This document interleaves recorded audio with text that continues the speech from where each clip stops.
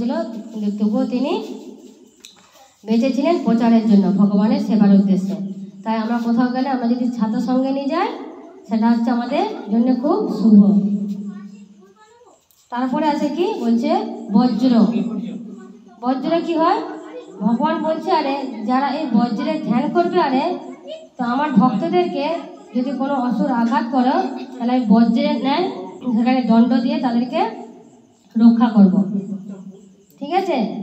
তো আর মনে হচ্ছে একটা দুটো আছে, আরে সেটা আমার এখনো জানা হয় না। আরে তো বাকি আছে শ্রীমতী রাধারানী। শ্রীমতী রাধারানীর প্রায় একই রকম চিহ্ন আছে, তেনারও 19টি চিহ্ন আছে, কিন্তু শ্রীমতী রাধারানীর চিহ্নের যে বর্ণনা, সেগুলো ভগবানের থেকে কিছু কিছু আলাদা রয়েছে।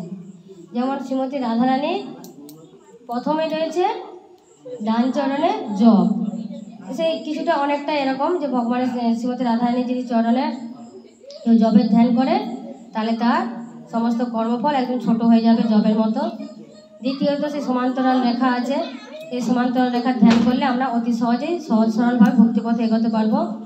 তৃতীয়ত আছে চক্র। চক্রের ধ্যান করলে আরে সমস্ত আমাদের অসুরকে ভগবান বধ করে দেবে। পদ্মফুল আছে চতুর্থত, 4 নম্বরে। আমরা ভগবানের যদি সেই পদ্মফুলের ধ্যান করি, তো তাহলে আমাদের জীবনটাও ফুলের ন্যায় সুন্দর হবে। পঞ্চম আছে অঙ্কুশ। অঙ্কুশ আছে, সেই আমরা যদি রাধারানী সেই পাদপদ্মের অঙ্কুশের চিহ্ন যা আছে, সেই অঙ্কুশের যদি ধ্যান করি, তাহলে কি হয় না, আমাদের যে মন, এই মনকে তো আমরা কন্ট্রোল করতে পারছি না, নিয়ন্ত্রণ করতে পারছি না।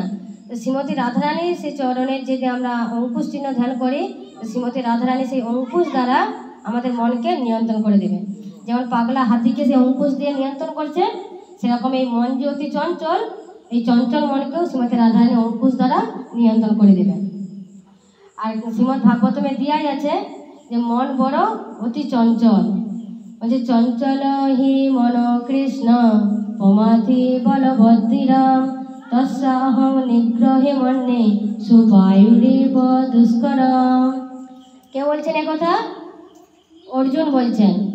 অর্জুন ভগবান শ্রীকৃষ্ণকে বলছেন, হে প্রভু, হে প্রভু না, হে সখা, হে প্রভু, এই মন বলছে অতি বড় চঞ্চল। বলছে যদি বেগবান বায়ু আসে, বেগবান বায়ু মানে যখন ঝড় আসে, ঝড় কত প্রচণ্ড বেগে আসে, যেমন সাইক্লোন হলে, টাইফুন হলে কত প্রচণ্ড বেগে ঝড় আসে। তো অর্জুন বলছে যখন ঝড় আসে, বেগবান বায়ু ঝড়, সেই ঝড়কেও আমি যদি চাই রোধ করতে পারি, আমি আটকে দিতে পারি। কিন্তু এই মন এতই চঞ্চল, এই মনকে আমি রোধ করতে পারছি না, এই মনকে আমি কন্ট্রোল করতে পারছি না, নিয়ন্ত্রণ করতে পারছি না। তাহলে তো ভগবান তখন এই যে অর্জুন বলছে, তখন ভগবান বলছে, ঠিক আছে, তুমি মনকে, তুমি চঞ্চল মন, তুমি অতি বেগবান মনকে তুমি রোধ করতে পারছো না, ঠিক আছে, তুমি পারবে। কিসের দ্বারা? বলছে তুমি অভ্যাস আর বৈরাগ্যের দ্বারা। তুমি অভ্যাস করো আর বৈরাগী হও, তাহলে তুমি মনকে নিয়ন্ত্রণ করতে পারবে। তাহলে অর্জুন যিনি ভগবানের কে ছিলেন? প্রিয় সখা। সেই অর্জুন সখা যদি মনকে না নিয়ন্ত্রণ করতে পারে, তাহলে তুমি আমি কোন ছাড়, আমরা মনকে নিয়ন্ত্রণ করতে পারবো? হ্যাঁ কি না? কিন্তু আমরা কি বলি, ওই সব বাদ দে, মন থাকলেই সব হয়ে যাবে, মন থাকলেই সব হয়ে যাবে। বাবা, মন যেন একবারে সব ভগবানের সেই পাদপদ্মে দিয়ে বসে আছে একদম সবাই। আমরা মন থাকলেই, ভক্তি থাকলেই, ভক্তি বলবেন, মন থাকলেই সব হয়ে যাবে। হ্যাঁ, মন থাকলেই পুজো না করলেও আমি ভগবানকে পেয়ে যাবো। এত সস্তা? অর্জুন পারেনি আর আমরা পেরে যাব? তো তার জন্যই বলছে যে শ্রীমতী রাধারানী সেই পাদপদ্মে যদি কেউ অঙ্কুশের চিহ্ন ধ্যান করে, তাহলে শ্রীমতী রাধারানী অঙ্কুশ চিহ্ন দ্বারা সে মনকে নিয়ন্ত্রণ করতে পারে। 6 নম্বর কি আছে? ছাতা। বলছে সেই ছাতার যদি কেউ ধ্যান করে, শ্রীমতী রাধারানী তাকে ছত্র দ্বারা সবসময় আগলে রাখে। 7 নম্বর কি আছে? বলছে বিজয়, পতাকা।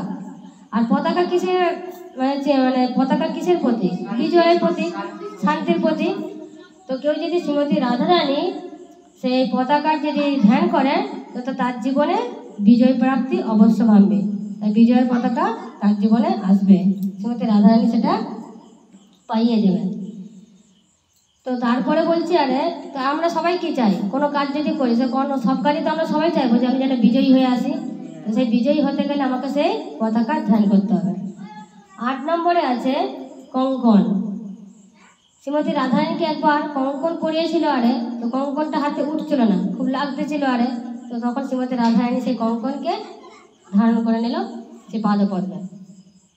তো সেই কঙ্কনকে কঙ্কনের ধারণ সেই কঙ্কনে যদি আমরা ধ্যান করি তাহলে আমরা যতই ভক্ত না হলেও শ্রীমতী রাধারানী কৃপা করে সেই তাদেরকে চরণে ঠাঁই দেবে।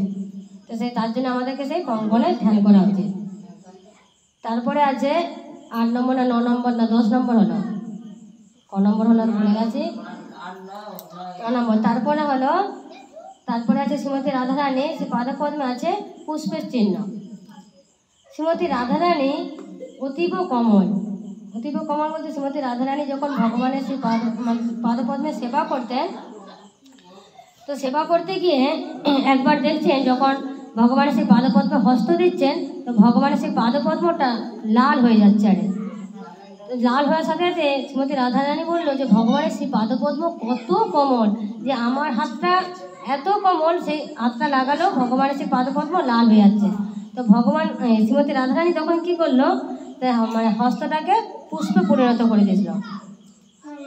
যে পুষ্পটা কি ছিল, সেই পুষ্পের নাম ছিল ওই যে শিরিষ কুসুম ফুল। সেই ফুলটা কীরকম, যেমন এই যে ফুল, এই রজনী ফুল, এই ফুলটা যদি দিয়ে আমি ছুঁড়ে কাউকে মারি, তো একটা আমার গায়ে শরীরে যে একটা টাচ হলো, স্পর্শ হলো, সেটা আমার অনুভব করতে পারলাম। তো শ্রীমতী রাধারানীর যে শিরিষ কুসুম যে ফুলটা করেছিল হস্তটাকে, সেই ফুলটা দিয়ে যদি আমি কাউকে আঘাত করি তো কিছু স্পর্শ হবে না। হরি বল। তো তার জন্যে আরে শ্রীমতী রাধারানী সেই পুষ্প হাতটাকে করে নিয়েছিল। তো সেই পুষ্পটার যার কোনো অনুভূতি ছিল না আরে, এতটাই কমন ছিল। তো সেই পুষ্প আমরা ধ্যান করতে পারি। তারপরে আছে আরে শ্রীমতী রাধারানী সেই পাদপদ্মে আছে লতানো গুল্ম, যেমন যে গাছগুলো বেয়ে যায় হালকা একটু। তো এই শ্রীমতী রাধারানী সেই পাদপদ্মে যে লতানো গুল্ম আছে, এই লতানো গুল্মে যদি আমরা ধ্যান করি তাহলে কি হবে না, তাহলে আমাদের হবে, আমরা যদি চাই একসাথে যুগল রাধাকৃষ্ণের যুগলে যদি ভজন করতে চাই, তো কেউ ভজন করতে চাইলে প্রথমে আমাদের সেই রাধারানীর সেই লতানো গুল্মের যদি আমরা ধ্যান করতে পারি, তাহলে সে অনায়াসে রাধা গোবিন্দের যুগল সেবা করতে পারবে আর ভক্তি লাভ করতে পারবে তাড়াতাড়ি যুগলে। তারপরে আছে শ্রীমতী রাধারানীর পাদপদ্মে লাঞ্ছনে চন্দ্র। কীরকম চন্দ্র না, অর্ধচন্দ্রের চিহ্ন আছে। বলছে কেউ যদি অর্ধচন্দ্রে ধ্যান করে তাহলে তার কি হবে না, চন্দ্র কি হয় আস্তে আস্তে কি হয় বাড়ে না, অর্ধচন্দ্র কি হয় আস্তে আস্তে পূর্ণ চন্দ্র হয় না। তো শ্রীমতী রাধারানী সেই পাদপদ্মকে যদি অর্ধচন্দ্রের চিন্তা করে তাহলে আস্তে আস্তে সে ভক্তি জীবনে পূর্ণ হয়ে যাবে। যেমন চাঁদও যেমন আস্তে আস্তে বাড়বে, তেমন তার ভক্তিটাও আস্তে আস্তে বৃদ্ধি পাবে, বাড়তে থাকবে। তো তাহলে আমাদের কি করা উচিত, চিন্তা করা উচিত, তাই কি না? তাহলে আমাদের সেই অর্ধচন্দ্র চিন্তা করা উচিত আমার ভক্তি পথে এগোতে গেলে। এটা হয়ে গেল ডান চরণে। এবার বাম চরণে যেসব চিহ্নগুলি আছে সেগুলি হলো, প্রথমে আছে শঙ্খ, যেটা আগে বলেছিলাম শঙ্খের তো ধ্যান করলে তার বিজয় প্রাপ্তি হয়। দ্বিতীয়ত আছে পর্বত, যে পর্বতের চিন্তা করলে গিরি গোবর্ধন পর্বতে স্মরণ হয়ে যায়, ওই পর্বতের চিন্তা করলে গিরি গোবর্ধন পর্বতের চিন্তা হয়ে যায়, স্মরণ নেওয়া হয়ে যায়। তৃতীয়ত আছে যজ্ঞ, যে যজ্ঞ করা হয় যজ্ঞবেদী, সেই যজ্ঞবেদী কেউ যদি ধ্যান করা হয় তাহলে যজ্ঞের ফল লাভ হয়। চতুর্থত আছে ময়ূররূপী কুণ্ডল। শ্রীমতী রাধারানী কর্ণে শ্রীমতী রাধারানী একবার ময়ূর রূপ ধারণ করেছিল, আর ময়ূরকে খুব ভালোবাসে শ্রীমতী রাধারানী, কারণ কি ময়ূর পুচ্ছ স্বয়ং ভগবানের মাথাতে লাগানো থাকে, আর সেটা ছিল শ্রীমতী রাধারানী ময়ূর, তাই ভগবান সেই ময়ূর পুচ্ছ ধারণ করতেন। আর ভগবানের এই সুন্দর রূপকে আকর্ষণ করার জন্য শ্রীমতী রাধারানী একবার ময়ূর রূপী কুণ্ডল, কানে যে আমরা যে কানের পরি সে কানেরটা ছিল ময়ূরের মতো, এই কুণ্ডলটা তিনি ধারণ করেছিলেন। তারপরে আছে অন্যরা আছে আরে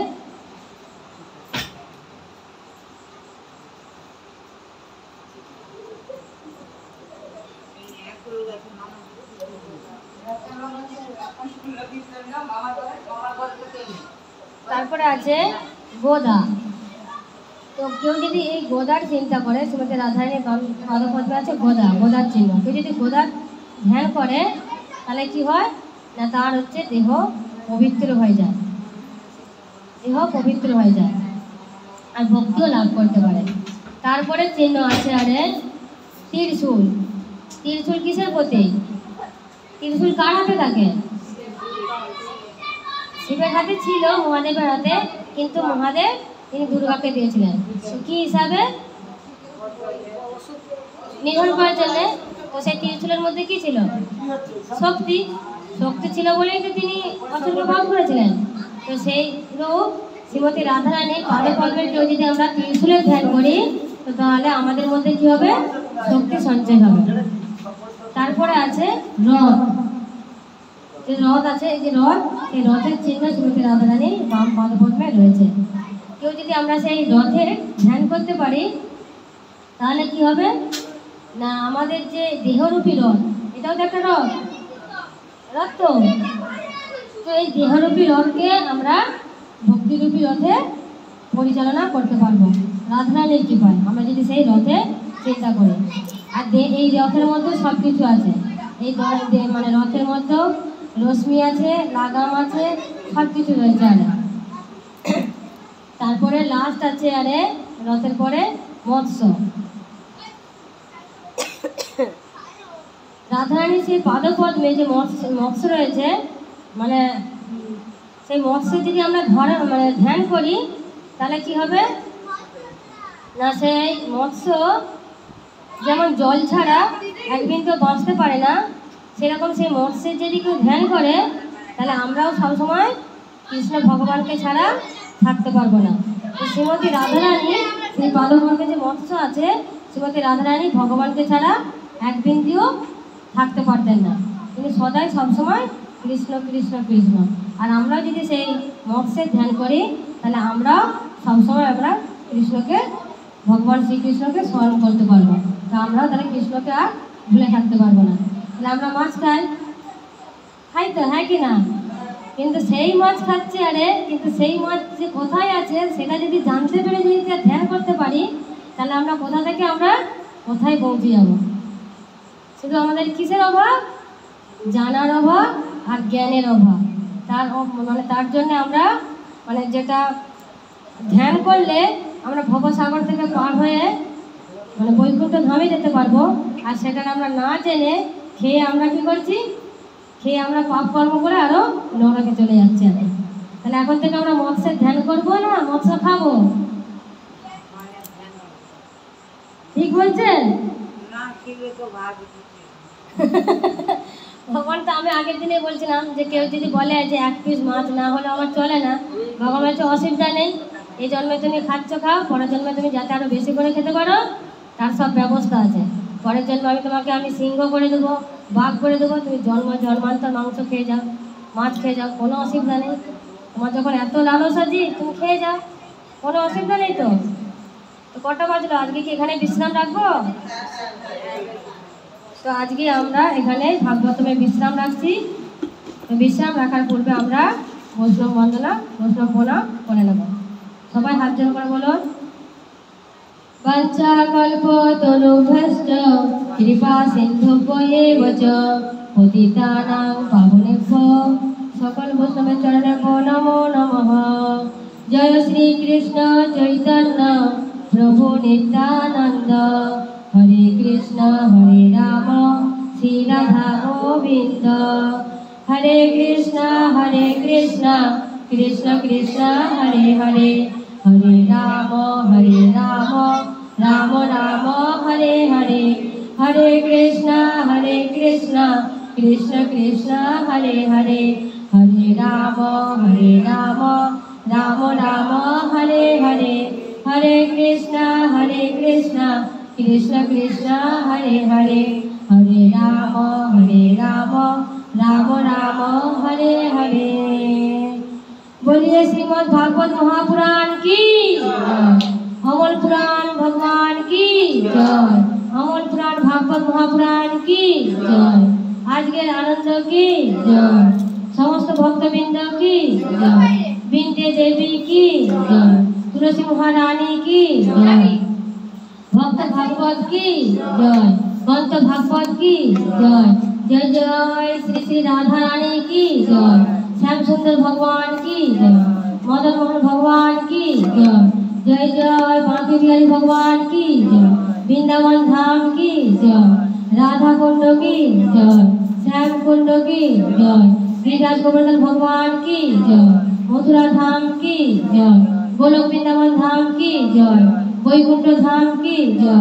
जय जय विघ्न विनाशकारी सुने भगवान की जय। भक्त बल्लभ महाराज की जय। ध्रुव महाराज की जय। जय जय पंचायत प्रभु की जय। सर्वसाई प्रभु की जय। जय जय गंगा मैया की जय। जमुना महारानी की जय। सरस्वती देवी की जय। त्रिवेणी संगम की जय। प्रयागराज तीर्थ की जय। जय जय पुरी गोपीनाथ मठ की जय। जगत गुरु श्री गोविंद दास महंत की जय। जय जगन्नाथ भगवान की जय। बलभद्र देव की जय। सुभद्रा महारानी की जय। जय जय अपन अपन पिता माता की जय। जय जय शिव करताल की जय। गृहस्थ समस्त भक्तबिंद की जय। जय जय निताई गुरु सुंदर की जय। हरे कृष्ण महामंत्र की जय। जय जय श्री प्रभुपाद की जय। समस्त शिक्षा गुरु बिंद की जय। निताई गुरु सुंदर की जय। निताई गौर प्रेमानंद हरे हरे हरि बोल।